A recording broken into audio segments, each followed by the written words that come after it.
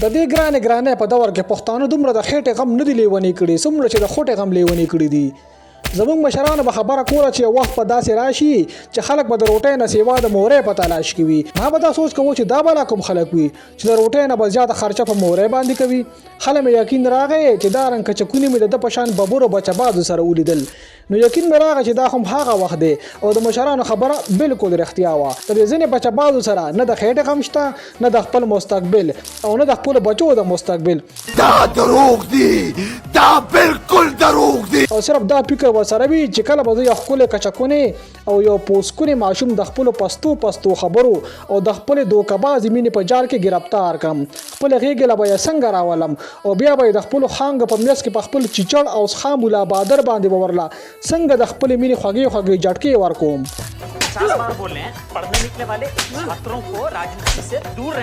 مونږ پښتانه خو خپل خويندې او لورانې د په شان د وحشي ځناورو د ګنده نظر نه د بچکولو لپاره د الوګانو د بورې په شان په بورکو کې بند کړي. خو اوس زما په خیال داسې وخت را روان دی چې خپل ورونو او بچو ته به هم د داسې د کونو د شوقیانو نه د بچکولو لپاره بورګي ورپسرول پکار وي. واه او پلګوي ورزلا شو په ټوله دنیا کې د چوکرګانو منډه صرف په پاکستان کې او بیا صرف په بنو او وزیرستان کې لګي. خو اوس د هغوی ګنده نسل او د هغې ګنده اثرات په ټوله پښتنو کې په نظر راتلل شروع شوي دي. زړه مې غواړي بلې دلته دا 9mm کېدم که نه او دا شاته دا ککرۍ د بغرۍ د دې ګنده شوق اثر دومره سیوا شوی دی چې د کوملود نه پس دا شوق صرف زموږ په پاکستان کې او بیا صرف زموږ په پښتنو کې بالکل آخري د تباهۍ حد ته رسېدلی دی. راځو د ویډیو طرف ته. نو سلامونه، زه یم ستاسو ورور او زما نوم دی او انګلیش کې درته وایم. My name is ملنګ جان، ستا رقیب او د خپلې مینې تماشبین. که یو طرف ته خلک په ټیک ټاک باندې خپله استازي دنیا ته ښایي نو بل طرف ته پښتانه خپله ګنده بیماري دنیا ته ښایي او بیا د دې ګنده مرض بیماریان دومره زیات دي چې د ده په شان بې تعلیمو سړي نه یې خپل د ټیک ټاک سټار هم جوړ کړی دی بلکې ورله میلیونونو لایکونه هم ورکوي. سلامونه ټیک ټاک ملګرو، څنګه چې تاسو ته پته ده تره وراره سره ولاړ دي، دوی خپل منځ کې کلب راغلي وو. د تره او وراره کلب خو په جایداد راځي په یو ځای ګرځېدو نه او بیا تاسو دوی له روغه کوله او هغه هم په غنمو کې.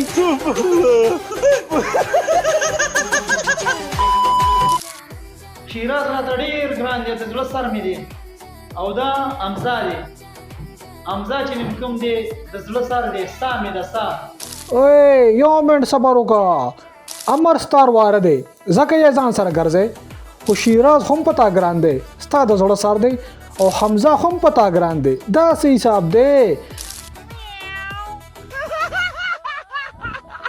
که امر در واره دی نو شیراز او حمزه دې څه دي؟ زه لکه وروره دماغ به نه خرابوځئ مرګه. په اصل کې دا درې واړه ماشومان د ده خیس هم نه دي. خسې ورته وایي چې واره مې او د زړه سر مې. اصل مطلب د ده بل دی، کونې ته یې چلوالی دی.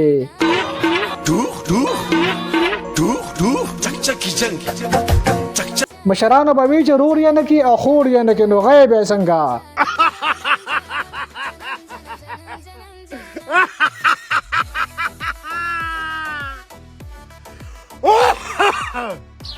پیر صاحب تا که رسیکل توله پریښې ده نو ما هم د غوړي ښکرې پریښې دي، درته وایم سیده شه.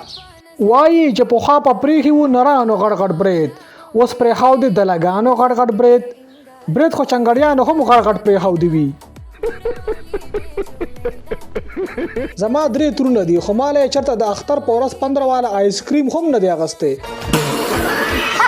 د به چېرته مور له کپړې هم نه وي اغوستی، چېرته وړې خور له به یې لپټه هم نه وي اغوستی، چېرته یتیم ماشوم له به یې چپل هم نه وي اغوستی.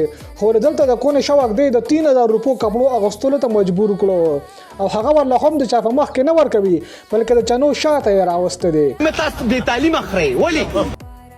ستاسو د ذهن ولې دومره ګنده دی یار چې 2 کسان وینې بس اړه کې مراشي شي بس بل کار نشته، بس تاسو دغه یوه خبره اړه کې پرته نه بایی نه سری ګریوان ګرځه خو د خپلو امزولو سره. ته مشر سړی او چې ماشوم د ځان سره ګرځوي بلکې خرچه پې هم کوي نو بیا به زموږ په زړه کې خامخا دا خبره ګرځي چې کونې ته دې چلوالی دی.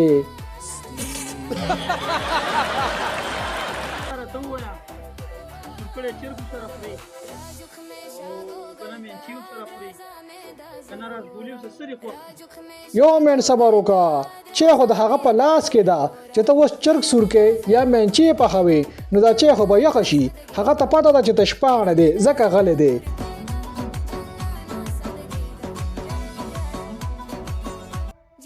امر مړ روجي منی ځکنه عمر دې کم دی روجي نشي پوښتنه او تکلیف دې دی وړو غر او لکه د ګل ترو تازه خوارزاره بشي تلا وړای روجي مونیسا خراب بشي ولې په ناوړي په کونه کې خو یو منګي اوبه راځي ये सब क्या देखना पड़ रहा है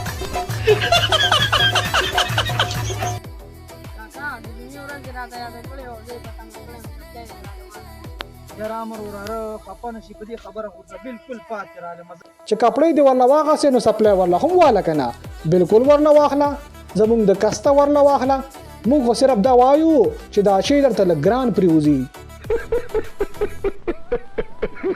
امر د پاره مې لګه خرچاو کړه یاره امر ویل هوټل ته زموږ هوټل ته شي لذي وراره خوشوي بس هر څه مې تیار کړل چې یارانه کې نو جیب ډک ګرځوا پکار و چې ټیکې آر ته د بوتل وي یا د ملم جبې ته بوتل وي نو تا ارټ ته راوسته دي خو د روټۍ نه پښه د ټانټو شاته بونځي او کو شوتل ته بوزي نو خیال کوا پنده شنی نشي ویډیو صرف د انټرټینمنت لپاره ده مینا خوره کې د چانه نفرت کولو ته هیڅ ضرورت نشته د دې وجه نه خپل لاسونه خپل خولي او خپل ګوتې په کنټرول کې وساته که ویډیو مې خوښ شوی وي نو چینل سبسکرایب کې او ویډیو یو لایک ورکړئ خواږه خواږه را ګوري په نظر کې مې